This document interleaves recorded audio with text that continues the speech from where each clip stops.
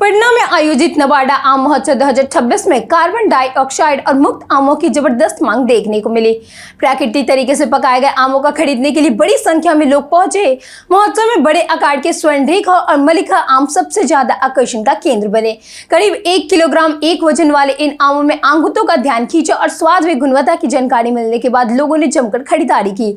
इसके अलावा जर्दालू, अम्रपाली, हेमसागर और गुलबखास जैसी आम विशेष किस्में भी उपलब्ध रही। किसानों ने उपभोक्ताओं को सीधे ताजे और रसायन मुक्त आम उपलब्ध कराए, जिसमें उन्हें बेहतर दाम मिले और खरीदारों को सुरक्षित स्वादिष्ट फल उचित कीमत पर मिले। पटना हाईकोर्ट ने साइबर जांच व्यवस्था पर मांगा जवाब। बिहार में साइबर अपराध मामलों की जांच व्यवस्था को लेकर पटना हाईकोर्ट ने गंभीर रुख अपनाया है। गुरुवार को सुनवाई के दौरान अदालत ने जांच तंत्र की समीक्षा करते हुए केंद्र सरकार और वित्तीय संस्थाओं के बीच बेहतर समन्वय की जरूरत बताई। डीजीपी ने अदालत को जानकारी दी कि साइबर अपराध मामलों के लिए इंस्पेक्टर स्तर का समर्पित नोडल तंत्र पहले से कार्यरत है। बिहार पुलिस से आरबीआई से बैंकों और वित्तीय संस्थाओं के साथ समन्वय बढ़ाने तथा गृह मंत्रालय से प्रशिक्षित एएसआई को जांच का अधिकार देने की अनुमति मांगी है। हाईकोर्ट ने आरबीआई और गृह मंत्रालय से जवाब तलब करते हुए अगली सुनवाई 15 जुलाई 2026 तय की है। नालंदा यूनिवर्सिटी की स्पेशल कोर्स में आवेदन प्रक्रिया शुरू। नालंदा यूनिवर्सिटी ने शैक्षणिक सत्र 2026 के लिए एमबीए और पीएचडी कार्यक्रम में प्रवेश प्रक्रिया शुरू कर दी है। यह स्पेशलाइज्ड कोर्स ईएसजी, जलवायु परिवर्तन, नीति निर्माण और जिम्मेदार कॉर्पोरेट गवर्नेंस जैसे क्षेत्रों पर केंद्रित है। कार्यक्रम में अनुभव आधारित शिक्षा दी जाएगी, जिसमें लाइव प्रोजेक्ट्स, इंडस्ट्रीज इमर्सन और व्यावसायिक सिमुलेशन शामिल होंगे। छात्रों को अंतर्राष्ट्रीय फैकल्टी और वैश्विक समझदारी के माध्यम से वैश्विक अनुभव मिलेगा। पाठ्यक्रम लचीला है, जिसमें 1 साल बाद पोस्ट ग्रेजुएट डिप्लोमा के साथ एग्जिट विकल्प भी है।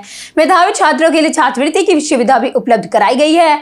आवेदन प्रक्रिया ऑनलाइन है और अंतिम तिथि 30 जून 2026 तय की गई है।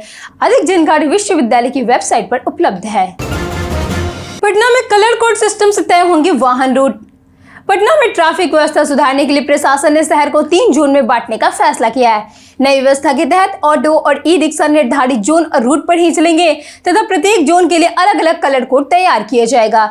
इसी आधार पर वाहनों को परमिट भी मिलेगा, जिसके लिए जबकि रिजर्व और प्रीपेड ऑटो के लिए फ्री जोन बनाया जाएगा। उद्देश्य रूट ओवरलैप कम करना, ट्रैफिक जाम घटाना और यातायात को अधिक सुरक्षित व सुचारू बनाना है।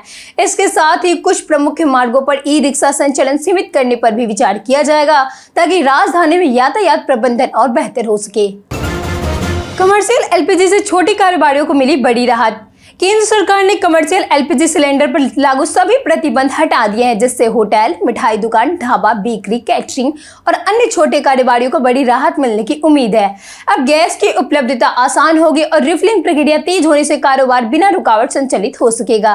व्यापारिक संगठन का कहना है कि ईंधन लागत व्यवसाय का बड़ा हिस्सा होती है, इसलिए यह फैसला परिचालन खर्च नियंत्रित करने में मदद मिलेगा।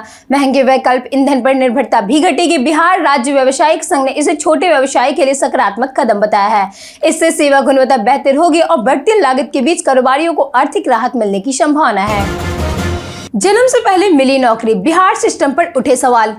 बिहार पंचायत सचिव वरीयता सूची में एक चौंकाने वाली गलती सामने आई है, जिसमें एक कर्मचारी की नियुक्ति उसके जन्म तिथि से पहले दर्ज दिखी। सारण जिले के पंचायत सचिव सुदर्शन राम की नियुक्ति 28 जनवरी 1969 और जन्म तिथि 19 नवंबर 1969 दर्ज होने से यह असंगति उजागर हुई है। इस त्रुटि ने सरकार रिकॉर्ड की विश्वसनीयता और प्रशासनिक प्रक्रिया पर गंभीर सवाल खड़े कर दिए हैं।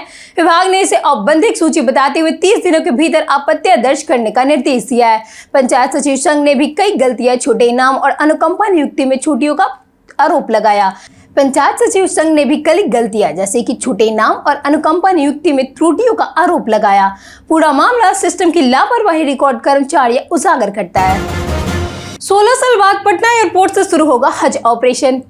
पटना एयरपोर्ट से 16 साल बाद 2027 में हज ऑपरेशन फिर से शुरू होगा, जिससे बिहार के हज यात्रियों को पहली बार सीधे जेद्दाह और मदीना के लिए उड़ानें मिलेगी। इससे यात्रा समय लगभग 7 घंटे रह जाएगा और कोलकाता होकर कनेक्टिंग फ्लाइट लेने की पुरानी मजबूरी खत्म हो जाएगी। बिहार का हज कोटा करीब 12,000 है और आवेदन की अंतिम तिथि 20 जुलाई तय की गई है। चयनित यात्रियों को 10 अगस्त तक 1,52,300 रुपए जमा करना होगा। पासपोर्ट की वैधता 31 दिसंबर 2027 तक जरूरी है। देश भर के 19 एयरपोर्ट से हज ऑपरेशन होगा। नियमों के अनुसार 15 साल से कम वर्ष की उम्र वाले लोग नहीं जा सकते हैं। नीतीश मॉडल की एंट्री से पंजाब की बढ़ी सियासत में हलचल। पंजाब की राजनीति में जदयू ने बड़ा कदम उठाते हुए 117 में से 45 विधानसभा सीटों पर अकेले चुनाव लड़ने की तैयारी शुरू कर दी है। पार्टी का फोकस ग्रामीण क्षेत्र, मजदूर वर्ग और बिहार से जुड़े मतदाताओं के साथ सिख समुदाय पर है। जदयू प्रदेश अध्यक्ष मालवेंद्र सिंह बेनीपाल ने कहा कि नीतीश कुमार की विकासवादी छवि और सिख समाज में उनके प्रति सम्मान को राजनीतिक ताकत में बदला जाएगा। बिहार पंजाब ऐतिहासिक संबंधों और पटना साहिब के गुरु गोविंद सिंह से जुड़े भावनात्मक जुड़ाव को भी पार्टी अपनी राजनीति का हिस्सा बना रही है। जदयू संगठन को बूथ स्तर तक मजबूत कर पंजाब में खुद को वैकल्पिक रूप में स्थापित करना चाहती है। वैभव सूर्यवंशी ने डेब्यू से पहले मचाई जबरदस्त सनसनी। भारतीय क्रिकेट में 15 वर्षीय वैभव सूर्यवंशी ने डेब्यू से पहले ही सनसनी मचा दी है। आयरलैंड के खिलाफ पहले ही T20 से ठीक पहले एक सोशल मीडिया पोस्ट नया अध्याय ने चर्चा बढ़ा दी है। आईपीएल में गुजरात टाइटंस के खिलाफ 35 गेंदों में शतक और 2026 में 778 रन के साथ उन्होंने चयनकर्ता को प्रभावित किया। इंडिया ए के लिए 29 गेंदों में 94 रन की पारी ने उनकी दावेदारी मजबूत की है। अब उन्हें टीम इंडिया में मौका मिलने की उम्मीद है। अगर डेब्यू हुआ तो वह सबसे युवा अंतर्राष्ट्रीय भारतीय क्रिकेटर बन सकते हैं और सचिन तेंदुलकर का रिकॉर्ड भी तोड़ सकते हैं। बीते दिन हमारे द्वारा पूछे गए सवालों का जवाब आप लोगों में से बहुत लोगों ने हमारे कमेंट सेक्शन में लिखकर दिया है। जिन्होंने हमारे द्वारा पूछे गए सवालों का जवाब दिए हैं उनके नाम है संजीव कुमार, ललन पासवान, अर्जुन राम, रंजीत मिश्रा, जितेंद्र ठाकुर, नौसाद राजा, राजेंद्र तंती, मनोज दास, राजकिशोर महतो, अनवर खान, अबोध कुमार, हरेंद्र सिंह, आर्यन राज, प्रकाश कुमार, राकेश मिश्रा, नागेंद्र कुमार, राम बाबू दास, नरेंद्र कुमार सिन्हा, रवि मोहन वर्मा और विनोद शाह। इसी के साथ बढ़ते हैं आज के सवाल की ओर। आज का सवाल है, क्या ऑनलाइन शिक्षा युवाओं के लिए फायदेमंद साबित हो रही है? आप अपना जवाब हमें हमारे कमेंट सेक्शन में लिखकर जरूर बताएं। आज के लिए इतना ही। बिहार के तमाम खबरों के साथ बने रहने के लिए देखते रहिए बिहारी न्यूज।